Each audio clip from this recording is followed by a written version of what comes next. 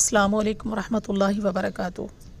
پیارے ناظرین، آج میں آپ کے لیے حضور صلی اللہ علیہ وسلم کا ایک طویل خواب لے کر آئی ہوں، جس میں ہمارے لیے بہت زیادہ سامان عبرت ہے۔ آپ اسے آخر تک ضرور واچ کیجیے گا، کیونکہ اس کے آخر میں خواب کی تعبیر بتائی گئی ہے۔ حضرت سمرہ بن جندب رضی اللہ تعالی عنہ سے روایت ہے، انہوں نے کہا، رسول اللہ صلی اللہ علیہ وسلم بکثرت صحابہ کرام سے فرمایا کرتے تھے، کیا تم میں سے کسی نے کوئی خواب دیکھا ہے؟ جس نے خواب دیکھا ہوتا وہ اللہ تعالیٰ کی توفیق سے آپ کو بیان کرتا۔ آپ صلی اللہ علیہ وسلم نے ایک صبح فرمایا، آج رات میرے پاس 2 آنے والے آئے، انہوں نے مجھے اٹھایا اور مجھ سے کہا ہمارے ساتھ چلو۔ میں ان کے ساتھ چل دیا۔ چنانچہ ہم ایک آدمی کے پاس آئے جو لیٹا ہوا تھا، اور دوسرا آدمی اس کے پاس ایک پتھر لیے کھڑا تھا۔ اچانک وہ اس کے سر پر پتھر مارتا تو اس کا سر توڑ دیتا اور پتھر لڑک کر دور چلا جاتا۔ وہ پتھر کے پیچھے جاتا اور اسے اٹھا لاتا۔ اس کے واپس آنے سے پہلے دوسرے کا سر صحیح ہو جاتا جیسا کہ پہلے تھا۔ کھڑا ہوا شخص پھر اسی طرح مارتا اور وہی صورت پیش آتی جو پہلے آئی تھی۔ آپ صلی اللہ علیہ وسلم نے فرمایا، میں نے ان دونوں سے کہا، سبحان اللہ، یہ کیا ماجرا ہے؟ یہ دونوں شخص کون ہیں؟ انہوں نے کہا، آگے چلو آگے چلو۔ ہم چل دیے تو ایک ایسے آدمی کے پاس پہنچے جو پیٹھ کے بل چت لیٹا ہوا تھا، اور دوسرا شخص اس کے پاس لوہے کا آنکڑا لیے کھڑا تھا۔ وہ اس کے چہرے کی ایک طرف آتا اور اس کے جبڑے کو گدی تک اور اس کے نتنے کو گدی تک چیر دیتا، پھر چہرے کی دوسری طرف جاتا تو ادھر بھی اسی طرح چیرتا جس طرح اس نے پہلی جانب کیا تھا، اور ابھی دوسری جانب سے فارغ نہ ہوتا تھا کہ پہلی جانب اپنی صحیح حالت میں واپس آ جاتی۔ پھر دوبارہ وہ اسی طرح کرتا جس طرح اس نے پہلی مرتبہ کیا تھا۔ آپ صلی اللہ علیہ وسلم نے فرمایا، میں نے ان سے کہا، سبحان اللہ، یہ دونوں کون ہیں؟ انہوں نے کہا، آگے چلو آگے چلو۔ چنانچہ ہم آگے چلے۔ پھر ہم ایک تنور جیسی چیز پر آئے، اس میں شور و غل کی آواز تھی۔ ہم نے جھانک کر دیکھا تو اس میں ننگے مرد اور ننگی عورتیں تھیں۔ جب ان کے پاس نیچے سے آگ کا شعلہ آتا تو وہ چلانے لگتے۔ میں نے ان دونوں سے پوچھا، یہ کون ہیں؟ تو انہوں نے کہا، آگے چلو آگے چلو۔ چنانچہ ہم آگے بڑھے اور ایک نہر پر آئے۔ وہ نہر خون کی طرح سرخ تھی۔ اس میں ایک تیرنے والا آدمی تیر رہا تھا۔ نہر کے کنارے ایک اور آدمی تھا جس کے پاس بہت سے پتھر جمع تھے۔ جب تیرنے والا آدمی اس شخص کے پاس پہنچتا جس نے پتھر جمع کر رکھے تھے تو وہ اس کا منہ کھول دیتا اور زور سے پتھر مار کر اسے پیچھے دھکیل دیتا، اور وہ پھر تیرنے لگتا۔ پھر اس کے پاس جب وہ لوٹ کر آتا جیسے پہلے آیا تھا تو وہ اس کا منہ کھول دیتا۔ میں نے پوچھا، یہ کون ہے؟ انہوں نے کہا، آگے چلو آگے چلو۔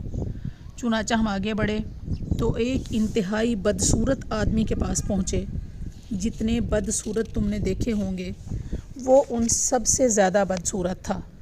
اس کے پاس آگ جل رہی تھی اور وہ اسے خوب تیز کر رہا تھا اور اس کے ارد گرد دوڑ رہا تھا۔ میں نے ان دونوں سے پوچھا، یہ کیا ماجرا ہے؟ انہوں نے مجھے کہا، آگے چلو آگے چلو۔ آگے بڑھے تو ایک ایسے باغ میں پہنچے جو سرسبز و شاداب تھا اور اس میں موسم بہار کے سب پھول کھلے تھے۔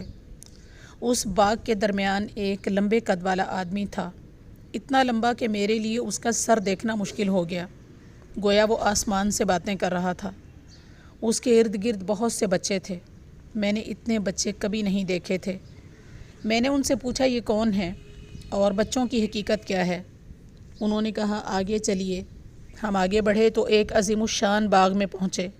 میں نے اتنا بڑا اور اتنا خوبصورت باغ کبھی نہیں دیکھا تھا۔ ان دونوں نے کہا، اس پر چڑھیے۔ جب ہم اس پہ چڑھے تو وہاں ایک ایسا شہر دکھائی دیا جس کی ایک اینٹ چاندی کی تھی۔ ہم اس شہر کے دروازے پر آئے اور ہم نے اسے کھلوایا تو وہ ہمارے لیے کھول دیا گیا۔ ہم اس میں داخل ہوئے تو ہمارا استقبال ایسے لوگوں نے کیا جن کے جسم کا نصف حصہ انتہائی خوبصورت اور دوسرا نصف انتہائی بدصورت تھا۔ آپ صلی اللہ علیہ وسلم نے فرمایا کہ ان دونوں ساتھیوں نے ان لوگوں سے کہا کہ اس نہر میں کود جاؤ۔ وہاں ایک نہر بہہ رہی تھی جس کا پانی انتہائی سفید اور صاف شفاف تھا۔ وہ لوگ گئے اور اس میں کود گئے۔ پھر جب وہ واپس آئے تو ان کی بدصورتی جاتی رہی اور اب وہ نہایت خوبصورت ہو گئے تھے۔ ان دونوں نے مجھے کہا یہ جنت عدن ہے اور یہ آپ کی منزل ہے۔ جب میری نظر اوپر اٹھی تو سفید بادل کی طرح وہاں مجھے ایک محل نظر آیا۔ انہوں نے مجھے کہا اس جگہ آپ کا مقام ہے۔ میں نے ان سے کہا اللہ تمہیں برکت عطا فرمائے، مجھے چھوڑ دو تاکہ میں اس محل کے اندر داخل ہو جاؤں۔